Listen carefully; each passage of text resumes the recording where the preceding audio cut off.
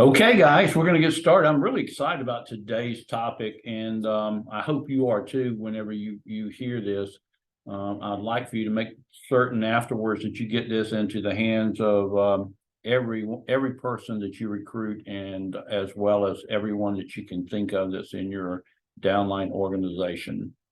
So we're going to get started here in 1 second.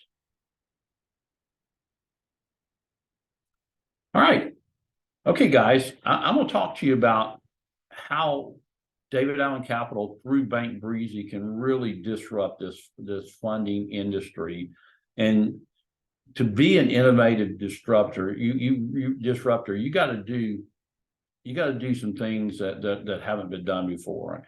And disruptors are really companies or systems that have the potential to change or entirely displace existing companies and industries. And a great example of that is with Amazon and Netflix.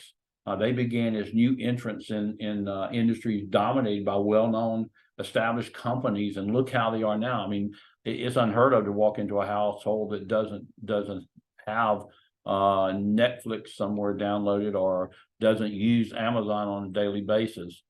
Disruptive innovation is the idea that when a product, system, or service is introduced into an established industry and performs better or costs less than existing offers, it can displace the market leaders and even transform the industry itself. But how does this apply to the Bank Breezy platform? You probably already heard in the past this expression, insanity is doing the same thing over and over again and expecting different results. So think for a minute about how this applies to the funding industry.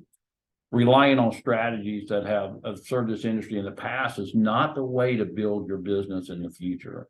To stand out from the competition, you got to shake up the way that you do things. In other words, you need to be kind of a disruptor in the industry. And the way this applies to the Breezy platform is, number one, we're continually evolving all aspects of our platform. You're going to see more and more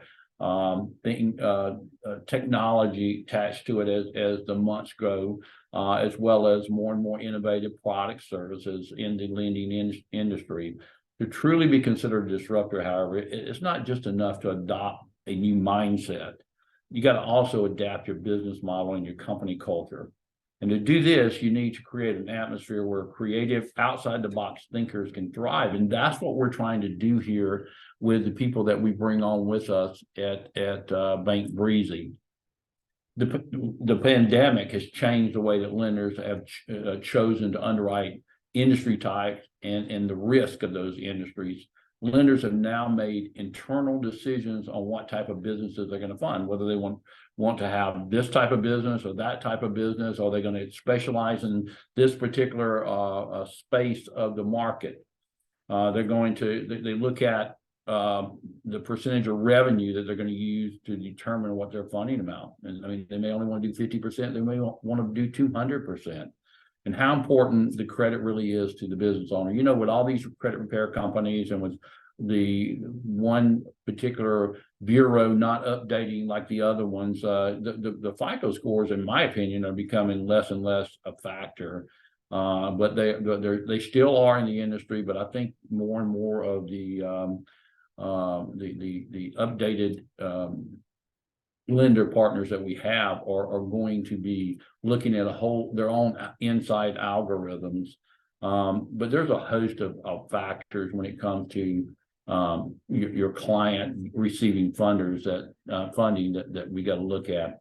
Now, if you're an ISO, a broker, you're not part of David Allen Capital, you're not part of the Bank Breezy platform, what do you got to do to be successful? Well, number one, you don't have 15 to 25 lender contracts, and that includes A, B, C, D lenders.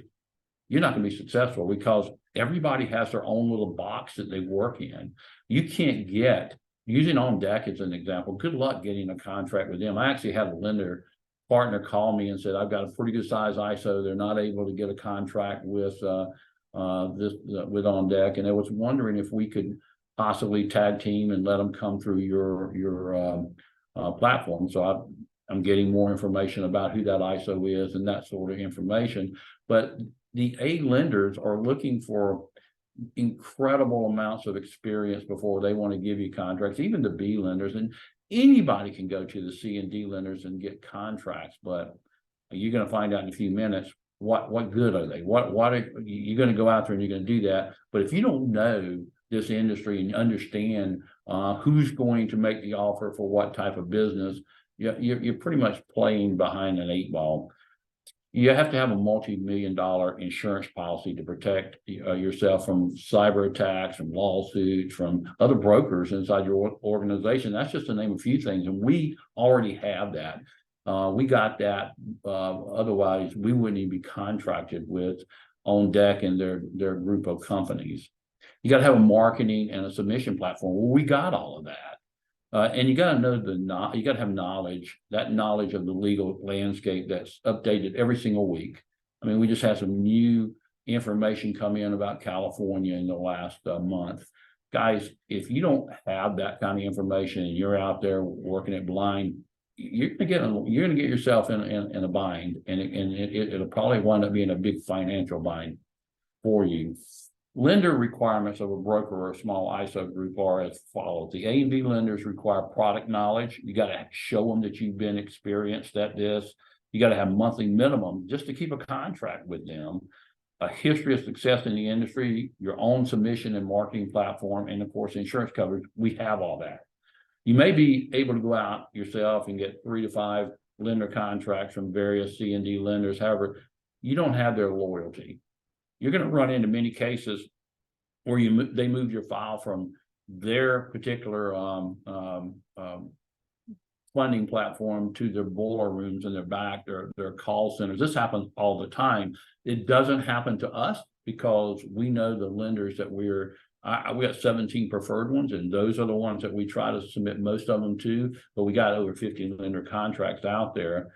And a lot of them will put your file on a platform for syndication. That means that they're probably a larger ISO group than they are a lender, or they're such a small lender that they just don't want to put much money into each one of the deals, and they want to syndicate it, which, hey, you can go look at that syndication platform if you know how, and you can get most of the information that you need, the same kind of information you get from Trigger Leads. Well, the Bank Breezy funding platform is where we do all the work and you get paid most of the money. And as you know, it's taken about 7 years to put this together. It's some big brokers. We got over 50 lenders on the thing. And there's been well over 500,000 applications that have flown through our system. The benefit that you have there at David Allen Capital is pretty simple. Number one, it's a 100% online application process. There's no hassles. We help them make their own decisions. We're offering you the #1 success tool that small business people need in today's economy, and that's working capital. And you get paid on every deal. If it's funded today, the next day we pay, and a daily pay is going to keep you flourishing within this industry. You just got to get the word out, guys. And I want to tell you, and I'm going to give you some examples today. People are coming back 4 to 6 times to get more funding through us because we treat them the right way. We want you guys on our platform through David Allen Capital to earn full-time pay on a very part-time basis until you build up enough clientele where we're getting referrals and renewals, that kind of thing. And the great thing that you need to know is not only does Bank Breezy have a renewal team, but so does several of our lender partners, and they work right beside us, hand in hand, calling and giving you guys a lot of different renewals. We try to keep all these other lenders out there from coming in and swooping up the client by stacking our deals. And we're even incentivizing, as you already know, through our Connect Cash, your clients to give us referrals, and they get paid to do so. We're on a mission to combat Trigger Leads and expose the brokers. And Bank Breezy is actually teaming up with other lender partners to expose these that are buying these leads and being untruthful to the clients.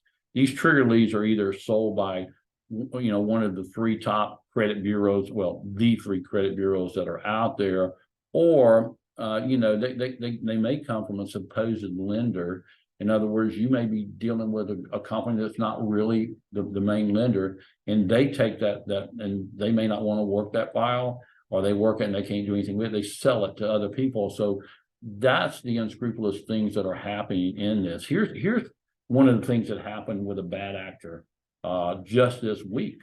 I got an email from the client saying, "Hey, Wade, this is," and I'm not going to use their name, "I just got another offer from your underwriter at the place that we did it with the following term.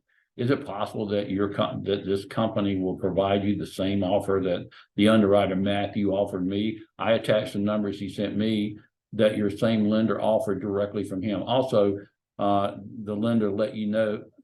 Also, does the lender let you know other representatives within their own company have provided it? It shocked me that they knew my offer amount I had already received from you guys without telling him that information. Well, I got the guy's picture there, but I marked out the name of the client, and you see there, he says he's from the underwriting department, and they can offer all these things. Well, they can't. Wherever this lead came from, and I suspect it came because his client had submitted to multiple places, and he got the same offer. The offer that we had did not even have these prepayment discounts. It was all fabricated so they could get them to make them think that they had the file in their hands, and then they will send them a link to do a bank verification. That way they can look at all their bank statements, and they can decide what to do. These are the kind of things that is happening in the industry, and we're going to work very hard within this industry and work with our lenders to make sure that we can just kind of stamp this stuff out and get rid of these bad actors. I spoke with the third in line of one of the largest lenders in America that are in the C&B space this week, and she told me that she gave me her personal phone number and said, "I want you to talk to me anytime." And I said, "I'm not going to bother you with," she says, "I want you to, because you guys have integrity, and we're trying to really clean up this industry. There's probably 1,000 bad actors out there, and we want to get rid of them." There's something else that makes this platform so special. Things are changing every day. Just recently, this past week, things change in California. They're on the verge of passing another commercial financing bill. They already passed one. They're going to tack on some more stuff to it. And if you don't know all this stuff, and you're out there and you're talking to your clients about offers when you shouldn't be, that can be a problem for you. So that's why we want you to let us handle everything, and then you don't have to worry about what state you're marketing in and what the regulations are, because we're going to take care of them ahead of time. Now, let's talk about the 5 weekly funded deals.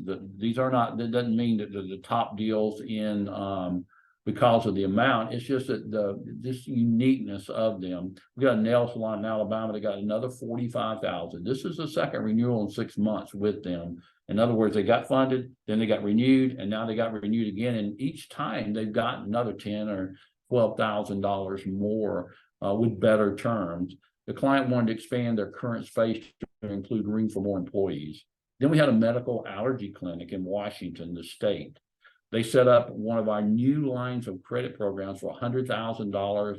They have it on a 2-year term, monthly payments. What that means is you take a draw on that line of credit, and then what they do is they amortize it over a 2-year period to come up with what that monthly payment would be on that amount of money. And of course, there are no monthly payments if you pay it off any particular month. So this is one of the new, that brand new program we talked about. This is one of the first ones on it. But we're starting to really mount up those that are applying and getting them. We have an ice cream parlor in Arizona. They got 13,000. What's unique about this is their 6th renewal for additional supplies. That's what they're using it for. But it's their 6th renewal. Their business is flourishing. Well, if it's flourishing, why do they need funding? Well, because they need more and more and more inventory for that. We have an IT company in Georgia. They got 43,000. We set that up on an 18-month term with weekly payments on them. No one else in the industry gave them over a 10-month deal, and many of them were daily payments instead of weekly. And then we had a food truck in Florida that got $28,000 to help them expand their business and put a second truck on. This is what the industry is all about, doing the right thing for each and every one of your clients and doing that right thing every time. So if we have any questions here, we can, I'll stop sharing. We can answer them now. Anything you want to ask me about funding or about what we just talked about? Okay, all right. Oh, looks like just a few hands up. Jose, you can go ahead and unmute yourself. Yes, can you hear me? I can hear you fine. Okay, I had a client yesterday from Canada apply, and I was back and forth with them and all. And I set their expectations. I told them about the Connect Cash. I think I did everything I was supposed to do. And somewhere there was some confusion. They let me to believe that they were doing a minimum of 700,000 a month, and then they did get an offer, and everything was great. I think at the time was like within 6 hours from the time they started their application to the time they got their documents in, underwriting, and the whole 9 yards. They got an offer, but it was for $96,000, and they said that wasn't going to help them. And and the only thing I can think of is, if everything was true to what they told me, was perhaps they were stacking and trying to get money from everywhere. Do you know? Jose, I am incredibly familiar with that, because I spoke to the guy yesterday afternoon, sent him his final offer today. He took 167,000 about 28 days ago from a competitor and stacked another group that had already given him funding. And so this is the third position funding. And then this particular client was telling me that, yeah, but I've got a contract with the people that are buying our company, that all this debt's there. Well, that doesn't invalidate UCC filings, nor does it invalidate the contract they already signed with the lender. So what we got him was outstanding. If you'd have come to us before he took that 167,000, you'd have probably gotten $300,000 or $400,000. But nobody wants to triple stack somebody. Nobody wants to come in right behind someone in 30 days and they're not going to give them anywhere near what they got on the other one. But that's what happened on that file. Jose's not here. Okay. Well, I just want to let you know that's what happened on the file. I was very excited to even get this guy $95,000 offer, but that's what happened on that file. Okay, go to the next one. Yeah, next up we've got Christopher Sanchez. You can go ahead and unmute yourself. And by the way, Jose, you did everything you were supposed to do. You gave him the right expectations, except that he didn't give you all the proper information. Wade, wow, information overload here. My brain is just running wild with what you shared. Is it possible to have, and I know you already have it out here, I know that, and maybe this question is more with Tyler, to actually categorize the high requirements for A lenders? And the reason I say this is because I'm talking to businesses now where their monthly income is anywhere from 200,000 up to 1.2 million. But just speaking with them, red flags are already coming up. And so I'm trying to shorten my conversations and actually put a list together specifically for a lender criteria, so that companies I speak to, I'm kind of weeding through the ones who just aren't going to qualify. And I apologize if this is vague and not specific enough.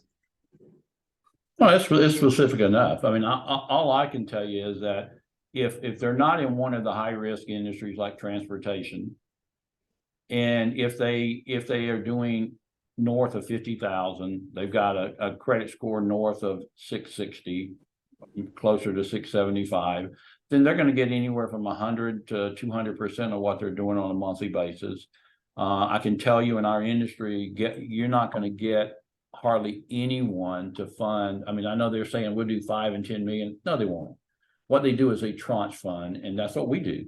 So if I went to someone that, let's say they're doing $1 million a month and they wanted $2 million, we're not going to give them $2 million necessarily. Maybe we will, but we would more like to say, hey, listen, why do you want, if you're not going to use all the money right now, why take it now? So what we do is tranche funding. We give them 750,000 now, and then in 6 months this, or every 90 days that, and then they got a payment history as it's going, and then they can see if they need the money. Something might happen where they don't really need that much money, so why pay for it now if you don't need it? And that's kind of how this industry works with our lenders.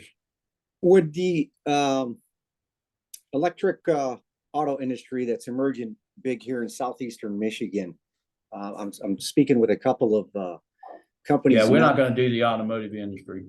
Okay. Yeah, you're not Good going to to get know. an A lender to even look at it. You got, if they're doing $500,000 a month in revenue, plus, then you can get some of the lower level lenders but they're not going to fund that kind of money to them. They're going to fund probably 50% of what they're doing at the max. Okay. No, thank you so much, Wade. You're welcome. All right, and last but not least, we have Orlando. You can go ahead and unmute yourself. Hey, good morning, Wade. Can you hear me? I can. Great. Quick question on that file that you're working on for me now. Should I call you on your landline or your mobile number? Well, actually, I can probably just, since we're not given the name, the thing is, there's no way that start date's right. And by submitting that start date to May of this year, it's going to limit me to a very small, minute number of lenders that even want to look at it. And nobody in the right mind in an A and B category would even consider something that says it's 4 months old, 3 months old. And I know that's not true because I looked them up on the Secretary of State. And there's some Secretary of State issues as well. And I'm trying to head this off ahead of time. So you need to ask him, why does he have on his Secretary of State, why is it that it's been in bad standing for so long? It's still in bad standing. It's active, but it's in bad standing. Ask him all that information. If I get that, and I know what's really going on the file, because he won't return my call, and we send him emails as well. We just need to know what's going on, man. Why is all this happening? Let's talk through it, and then let him talk through it to you, and then you tell me why is he in bad standing? Why is it? And I looked it up because I know that's what they're going to do, especially something that I know for a fact he is not 4 months old. He's been around since 2019, and he could have just made a mistake there. But then he's been around for 10 years at least. Yeah, but he's closed a couple companies too. Go Google the Secretary of State for that state and put him in and see what you come up with. Okay. All right. Okay. All right. Thank you, buddy. I'll do that, Wade. Thanks a lot. I'll definitely follow up with him. I'll get back to you. Okay. I appreciate you, man. Thank you, Wade. Appreciate it. Thanks. All right, it looks like we had one more hand come up. Jesse, you can go ahead and unmute yourself. Hey, Wade, thanks for the training. I just had a quick question in regards to potential clients that already have funding or existing line. Is there like a threshold or a ratio that's like the max that we would be able to offer them if they already have an existing funding? Well, if they are, well, yeah, they're not going to ever get over 200% of what they're doing monthly. That's just not going to happen. But see, the way you keep getting renewals is they get 50% of it paid down. Or now, if they're really a good client, it can only be 35%, and then they'll just keep. I mean, I got one client that's got 5 fundings in 3 different locations that is way more than 200% of what they're doing monthly. But they've been with us, and they continue to need renewal money for expansion, and it's every client, honestly, is a unique situation. It's not a cookie cutter, and so we can probably get them more as it goes. We can get them more than we got them the time before. Almost every time it's going to be a better term, and in some cases it can be more than we would normally have given them because they come back so many times and got funding with us. They've been a good client. Okay, yeah, no, I was thinking more so in line with like the example you gave earlier, where the guy had like 128 or something, and you guys offered 98, or something. No, he took, the guy's doing, that other example, the guy's doing 700,000 a month, but he's already gotten 2 deals and equal to at least 60-70% of that, and he just took 167,000. If you just take, if you get funded in less than 45 days ago, you got funded. We don't come in and stack people. These lenders don't want to be stacked, because if you are a client and you stack them once or twice, they're not going to trust you anymore to give you renewal funding. And if they do give you renewal funding, you're not going to like the rates that they give you, because they don't want, if they stack these other people, they'll stack us. And stacking is a big no-no. By the way, the contract, just so everybody knows, in stacking, if any lender could go after them and ask for all the money because they were stacked. Nobody does it. But they can do it, and clients just need to be aware of that. Okay, thank you. Thank you. I guess that's everybody, right? Christopher Sanchez does have his hand up one more time, so let's see. Go ahead, Christopher. Oh, Wade, thank you for the clarification within the auto industry lending. Is there a resource that you could suggest that I could recommend to these manufacturers? Right now, they're explaining to me that it's really getting close to the red line, and if they can't get some funding, it's going to obviously impact their business. No, I'm gonna be honest with you. The only way they're gonna get is through equity-based funding, which they're gonna have to go out and get partners. And I don't know anybody in the lending space personally that would do that, but I don't know everybody in the lending space either. I try to be an expert in what we do as much as I can, but I would think they're gonna probably have to get some equity partners in that are gonna buy in. I mean, otherwise it's not gonna work if you don't. I mean, if they're close to the red line, nobody's gonna fund them anyway. So you almost got to get an equity partner in there that sees your vision and takes part of your company. All right, guys, I really appreciate you giving me this time today, and we'll be back next week for 15 minutes. Thank you, guys.